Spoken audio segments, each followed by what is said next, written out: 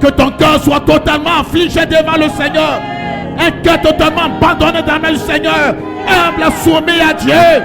Brise en toi l'arrogance, l'orgueil. Brise en toi le péché. Pardonne la mauvaise voix.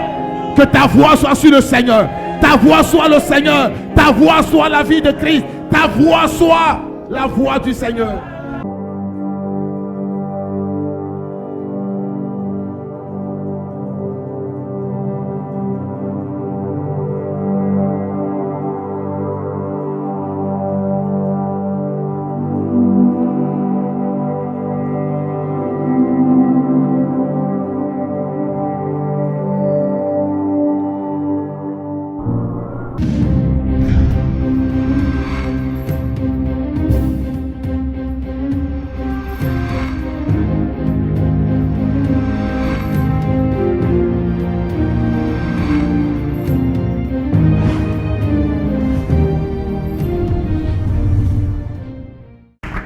Tu peux tout négliger sauf la parole. Tout ce qui va faire de toi quelqu'un de transformé, quelqu'un de vie, c'est la parole.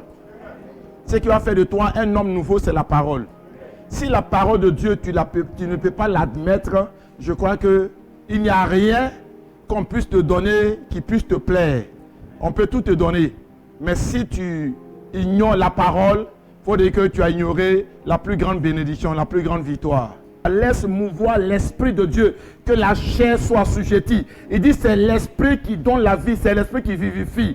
La chair ne sert de rien. Tu as beau prêcher, elle vit dans l'immoralité, il vit dans l'immoralité. Tu as beau prêcher, ça ne lui dit rien. Il n'est pas prêt à changer. Elle n'est pas prête à changer.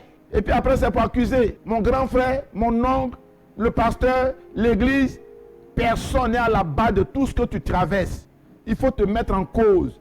Il faut te mettre en cause. Est-ce que la parole de Dieu qu'on prêche, moi-même je prends ça? Est-ce que moi-même je pratique ça? Est-ce que moi-même je vis ça? Tu as trouvé que c'est dur? Non, c'est de moi on parle.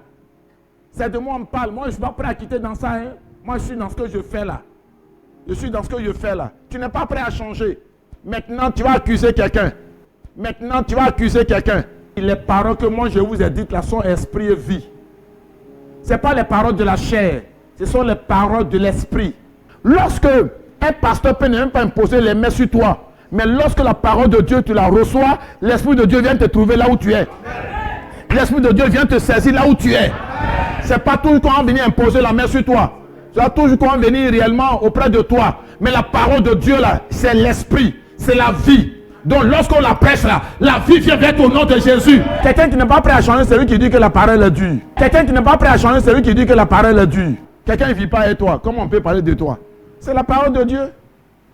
Cette parole qui vient là, il faut la concevoir, il faut la prendre. Il faut dire que cette parole là, c'est pour que ça me change. Mon cœur doit changer. Mon cœur incrédule, mon cœur orgueilleux, ou bien que dans le musulman là, ça doit s'arrêter. Les plaisanteries, ça doit s'arrêter. Prends ta vie au sérieux pour que quelque chose de bon apparaisse dans ta vie. Gloire à Jésus. Dieu a dit à Jérémie, qu'est-ce que tu vois? Il n'a pas dit qu'est-ce que tu regardes. Non. Il dit qu'est-ce que tu vois? Donc regarder puis voir là, c'est deux choses différentes. Amen. Quelqu'un qui voit, il est spirituel. Quelqu'un qui regarde, il est physique. Il ne doit pas faire partie de comment je réussis. Bon, peut-être que je vais arrêter, on va parler ça prochainement. Écoute-moi très bien. Les gens peuvent être avec toi dès le début. Ça devient comme yo. Mais quand Dieu voit leur cœur et qu'il voit maintenant que ton temps de richesse arrive, de bénédiction arrive là, lui-même fait un triage. C'est pas toi, hein? C'est lui-même qui fait quoi? Un triage. Tu sais pourquoi? Pour ne pas que quelqu'un t'accuse qu'on a fait ça 2. On a fait ça 3. On a fait ça 4. Pour que plus tard tu l'aides. Faut pas prendre ça mal, hein? Gloire à Jésus. Tu vas les aider plus tard. Tu vas les aider plus tard. Parce qu'au départ, ils n'ont pas cru en toi. Donc au départ, ils ont douté de toi. Donc Dieu ne veut pas qu'ils soient associés. Jésus a parlé à combien? 11. Mais pourquoi il n'a pas dit non, vous étiez 12, non? Allez-y le prendre avant que moi je vais vous parler. Il ne fait pas partie. Il ne fait pas quoi? Partie. Mais nous on force ça souvent. Oui, nous on force ça souvent. Non, il faut qu'il soit là. Non, non, il faut que tant. Non, il ne fait pas partie. Quand le temps de la gloire arrive, le temps de la bénédiction arrive, le temps des nouvelles choses arrive, le temps d'un nouveau départ arrive, qu'est-ce que Dieu fait? Il fait un triage. Il y a un parmi vous là qui est prêt à me livrer. Oui, il y a un parmi vous là qui est prêt à me faire du mal. Il y a un parmi vous là qui est prêt à me faire du mal. Il a cité quelqu'un? Non, il a dit un parmi vous. Alors qu'il dit, Seigneur, c'est moi. C'est moi. Celui qui est concerné là, il est sorti souhait.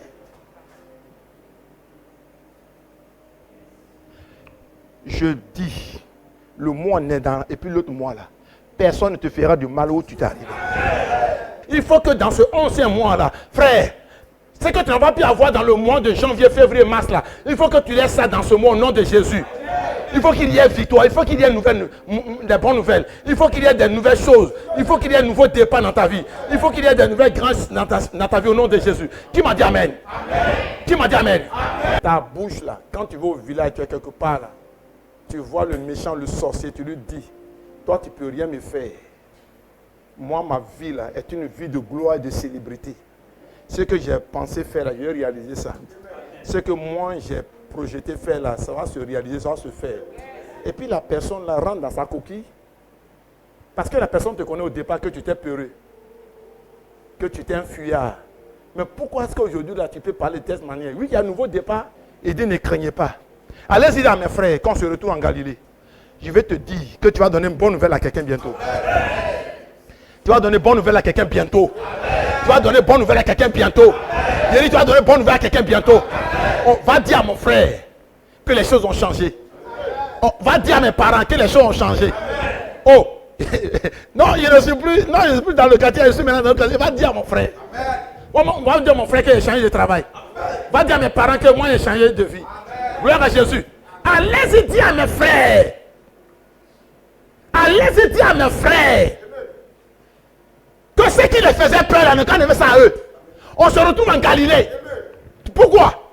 Parce que c'est les gens qui ont vu mourir Jésus. Ils ont vu les côtes brisées, le sang sorti. Ils ont vu l'épine qu'on a mis sur sa tête, où il saignait. On dit un homme comme ça là.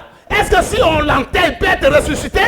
C'est ce Jésus là qui est sorti, qui a dit, allez dire à mes frères, frère, la matricition, ou bien la maltraitance, ou bien la malédiction qu'on a mis sur toi, les gens se disent, tu ne vas jamais t'en sortir, tu ne vas jamais quitter dedans, mais tu vas leur dire bientôt, allez dire à mes frères que les choses ont changé, allez dire à ma soeur que les choses ont changé, allez leur dire que les choses ont changé, allez leur dire.